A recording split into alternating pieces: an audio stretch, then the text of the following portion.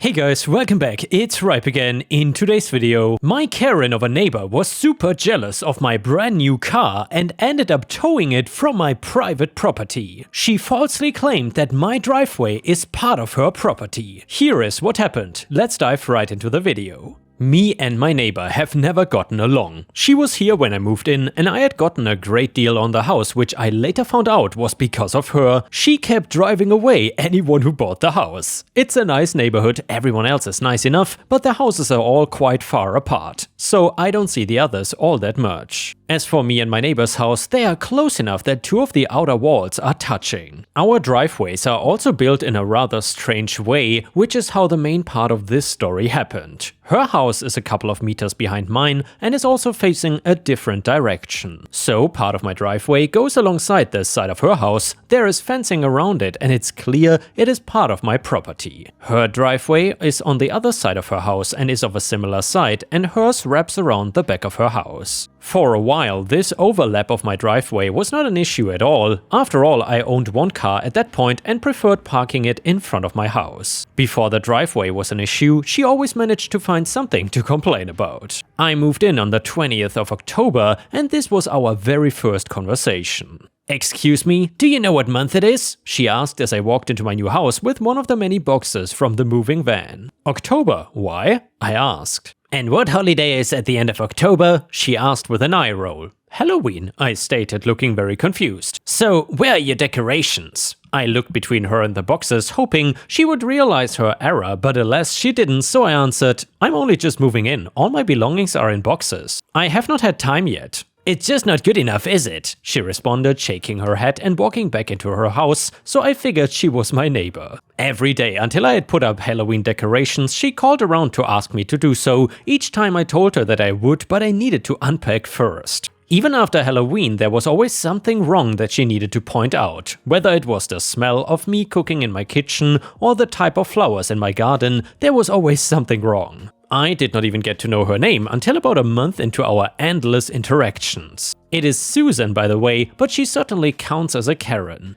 Now for the meat of the story, a couple of months after I moved in, I came into some money. A distant relative of mine had passed away and left me some money. In the notes and the will, he told me to spend it on something I really wanted, which is what I did. So I went out and bought an Audi. It cost £33,000 and looked stunning. I could not wait to show it around. I own a van for my work, so my new car would have to be parked on the other bit of the driveway I owned, which I did not see an issue with. However, Susan did. "Excuse me, is that your car?" Susan had knocked on my door with 3 loud bangs. "Yes, it is," I replied with a sigh, not looking forward to more annoyance from this woman. "You cannot just park your car in my driveway," she screamed, face going red as if we had been arguing for hours. "Well, that is my driveway, Susan. Notice how the fence connects to my house?" I replied sarcastically. "It's right next to my house, therefore it's my property and my driveway." She was getting more flustered by the minute. "Yeah, that's not how it works. It's my property. Just look where the face connects to." "Stop lying. Just move that ridiculous car that you probably stole right this instant." "First of all, I don't appreciate you accusing me of theft. Secondly, I don't have to move it. You're just gonna have to put up with it. Besides, you've never shown an interest in that bit of land until now. You're just trying to create an issue out of nothing as per usual."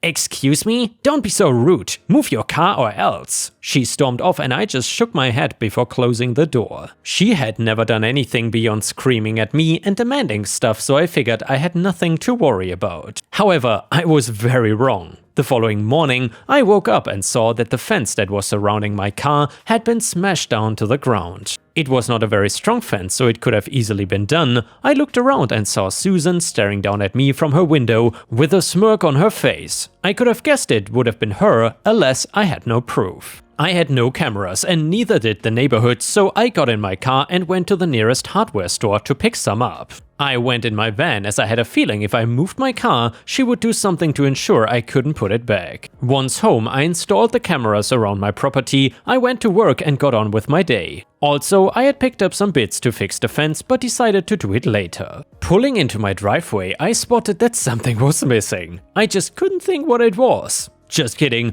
I realized straight away that my car was gone. "I wonder where that went," I heard from behind me. Turning, I saw Susan. "Where's my car, Susan?" I demanded. She shrugged and walked into her house. I raced upstairs and started looking through the camera footage of the hours while I was at work. Between 3 and 4 p.m, the cameras picked up Susan walking around my car while speaking to someone on the phone. Then, a few minutes later, a truck arrived with a large winch on the back and dragged my Audi away. I got the registration plate of this truck and put it into one of those websites which show what company it is affiliated with. I got no results, which confused me. I didn't really know what to do, but decided it would be in my best interest to get a lawyer, which is exactly what I did. The next day we discussed what had happened and I showed him the footage. He informed me that I should get a property surveyor to do a check of what we each own to have as proof, if this reaches court, that the act was done on my property. The lawyer did a more thorough check of the registration plate and found that it belonged to a small towing business, and he also said he had a suspicion it wasn't fully regulated. He advised me to go to the lot and collect the car, but keep the receipt. So that is what I did the next day. He came with me and we went to his office with the receipt, and after he ran it through some systems, he confirmed the company was illegal. He also took pictures of the damage that happened to my car while it was at the lot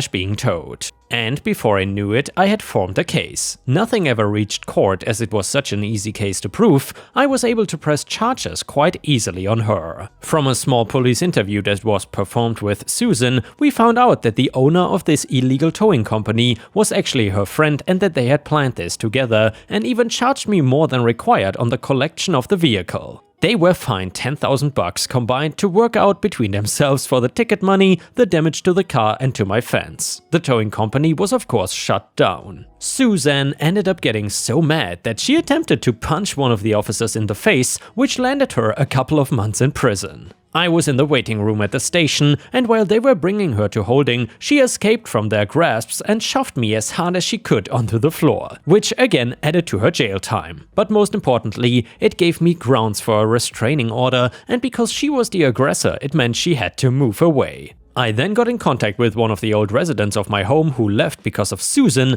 and told them what had happened and that her house was now for sale. They moved in and we got along very well, and my car has been sitting in its rightful place in my driveway ever since. And here, Ripe Stars, I'm so happy for OP that this stupid neighbor is finally gone, and I hope he has peace now. Anyway, in order for me to have peace with the damn YouTube algorithm, I would very much appreciate it if you could like the video and maybe even leave a comment, because that would help me tremendously. Either way, the next one is a malicious compliance story. So I worked for a water company for 25 years and was one of their most productive repair crews, that is until the new manager, let's call him Mr. Numbnuts, started. We had a monthly rota where you are on call for 1 week in 4 for emergency repairs out of hours. On the day in question, I started work at 7:30 a.m. on a Friday and finished work at 3:15 a.m. Saturday morning. And by the way, Ripe Stars, that is absolutely inhumane, crazy working hours. To be honest, where I am from, a shift like that would not be legal. Anyway, it was a pretty long-assed shift. I get to work Tuesday morning and get called into the office by Mr. Numbnuts and informed that according to my vehicle tracker, I had left the yard at 3:12 a.m. and not 3:15 a.m., which is an attempt to defraud the company. As you can imagine, I was absolutely fuming at this level of BS.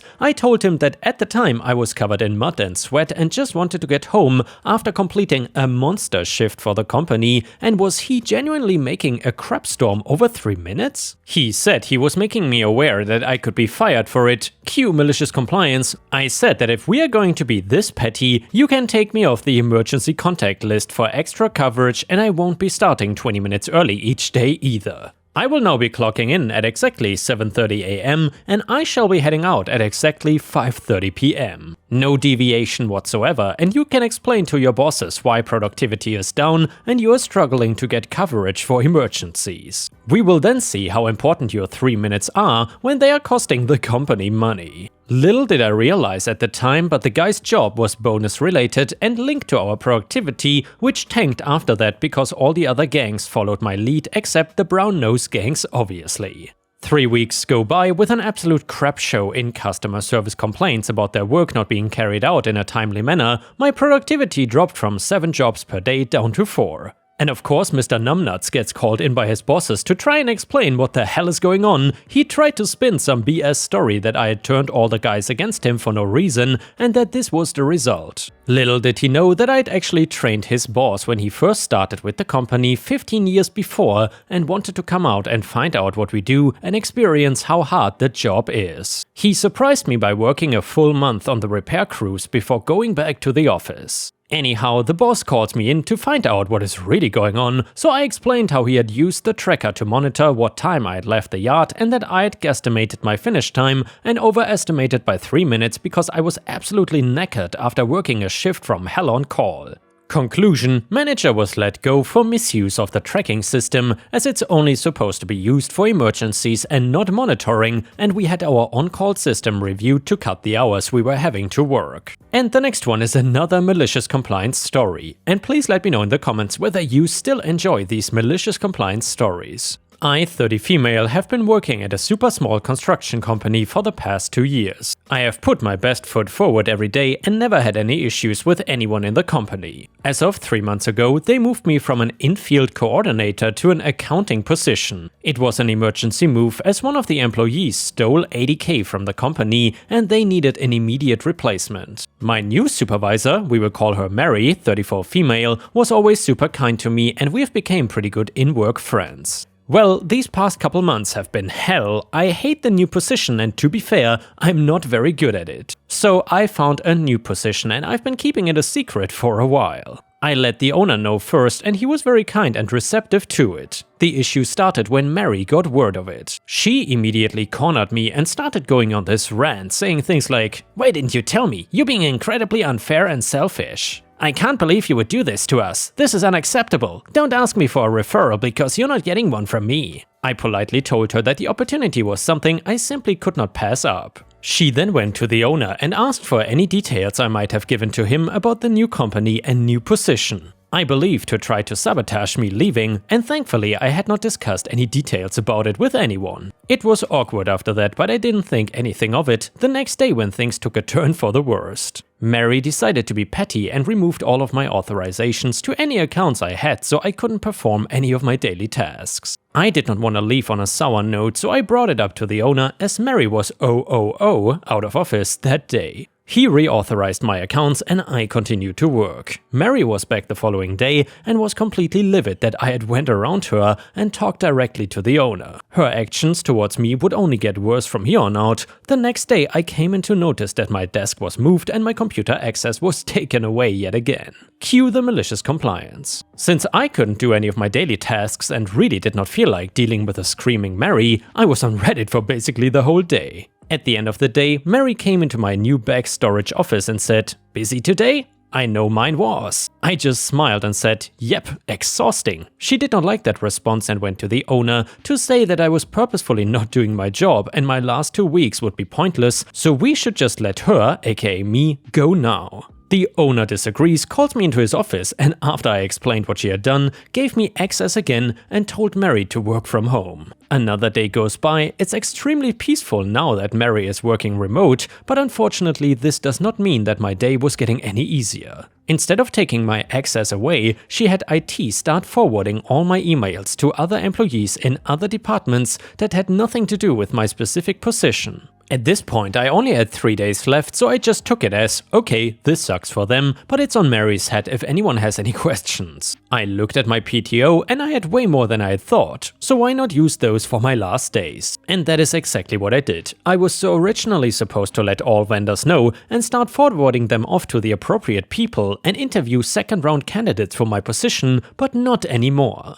The owner was completely okay with it and understood that Mary was being toxic and that he would have a talk with her about her attitude and position if this continues. Now with my last 2 days and me being on PTO, I finally thought I was safe from Mary, but lo and behold she was still holding a massive grudge as if me leaving my position was a personal attack on her. She then called me at 4:30 in the morning and left me a voicemail saying our company was having an accounting emergency and I need to come in immediately. I called her back about 4 hours later, which she was fuming about and went on a massive rant about how I am extremely entitled. that I will never get anywhere with my attitude, and she is embarrassed for our company to say that I ever worked here, that if she ever finds out where I'll be working, she will make sure that I'm fired and will never get a job in this town again. I laughed at her and she went ballistic, like when you take a 4-year-old's toy away. She was screaming so loud her voice was shaking, saying silly things like I have no respect for her or the company and that I will rot in hell. I hung up on her once she started bringing my family into things. I called the owner and explained to him what happened, which he was not shocked about, and had told me that when she came in that morning, she was going on a rampage like the Tasmanian devil. After finding out why she was freaking out, he promptly fired her. I was shocked, since this was such a small company and he definitely needed her. I had heard from another coworker that she ended up destroying a bunch of company property on her way out, and now she is facing a lawsuit due to the damages. So thankful she revealed her true self to everyone and that I am far, far away from that company and her. And the next one is titled, Am I the jerk for telling my neighbor he cannot expect me to pick up and take care of his kid every day? My neighbor lives beside us and has a 5-year-old little boy, and to put it nicely, he's a handful. Him and my 4 kids are in a summer church program where they get picked up in the morning and then a bus brings them home to drop them off. They do outdoor activities, crafts and also some religious activities. My neighbor is a single father, his wife died this year, well lately within the week he hasn't been home when the kids get dropped off, and the little boy tells me that his dad told him to come home with me and my kids so he can play until he gets home. He never even asked me if this was okay. It's been 5 days of this now and I have to take my kids to a dance practice tomorrow, so I told my neighbor when he picked up his son that he needs to ask first because I have things to do some evenings. He told me I wasn't being understanding of him and that he needed help because his wife died and that he had to work and I could watch him since I'm a stay-at-home mom. I told him that I was trying to be helpful, but I couldn't be expected to watch him every day because some evenings we have prior engagements and he needed to call a babysitter. He said he couldn't afford one and that I am putting him a bind. I apologized, but he is angry and told his son that I just didn't want him there and stormed off. Am I the a-hole? And a user in the comments said, not the a-hole, no one can expect someone to just take care of their own kid like that. You were reasonable, logical and fair. He needs to contact family or get support from the government. Another user said, okay, definitely not the a-hole, he has overstepped so many boundaries here, he is using, taking advantage of and trying to manipulate you. It would be a different thing if he first asked you, like a normal non-a-hole person would do, and you had the option to accept or not. I'm sorry his wife passed away, but that does not give him free rein to play the sympathy card to get whatever he wants. And guys, I would love to hear from you. Do you think that OP is the a-hole in this story or not? Let us know in the comments what you think. And the next one is a little crazy neighbor story from Ask Reddit.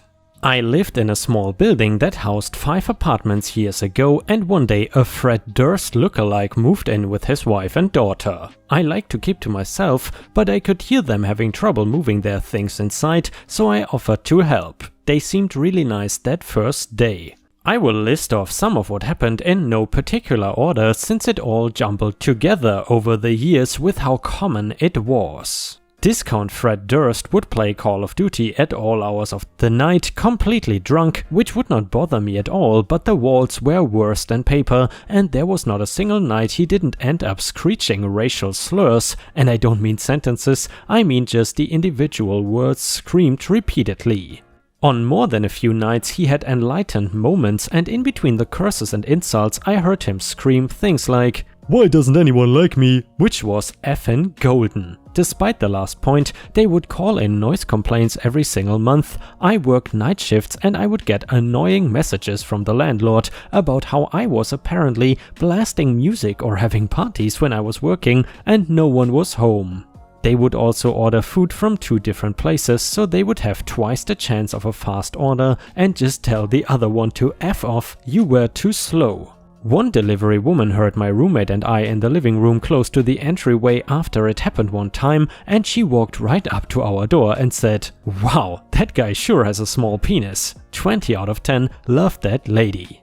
There also were multiple police visits over the years for Florida man tier craziness. One time I saw about 4 to 5 cops come in the entryway, and I guess from what I heard his wife went downtown and assaulted another woman, and even though I assume people on the scene were doing their due diligence, Fred called the cops to his own house and told them to go arrest her. And guys, that is what you call an insane neighbor. I am really happy that I've been so lucky with good neighbors so far in my life. And with this, we have reached the end of the video. However, if you cannot get enough of my content, please check out my endless playlist, where you can find thousands of hours of content. In addition, please don't forget to subscribe to my channel to not miss any of my daily uploads. Thank you so much in advance, and I hope to see you again tomorrow.